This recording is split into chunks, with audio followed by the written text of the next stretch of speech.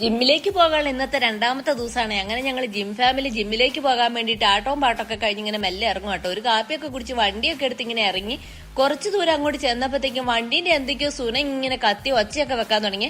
എന്താ സംഭവം എനിക്ക് തിരിഞ്ഞില്ല കേട്ടോ. ഞാനാണ് വണ്ടി ഓടിക്കുന്നതെങ്കിൽ അങ്ങനെ ഒരു ബുക്ക് പോയേനെ കേട്ടോ.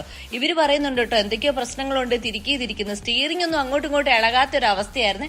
അങ്ങനെ വളരെ ശ്രദ്ധിച്ച് ഒരു കണക്കിന് വീട്ടിൽ തിരിച്ചെത്തിപ്പിക്കാനുള്ള ശ്രമമാണ്. എന്റെ മുഖം എന്താ ഇങ്ങനെ ഇരിക്കുന്നതെന്നല്ലേ, അത് പേടിച്ചിട്ടാട്ടോ. എനിക്ക് ഭയങ്കര പേടിയാണ് ഇങ്ങനത്തെ ഉള്ള അവസ്ഥയൊക്കെ.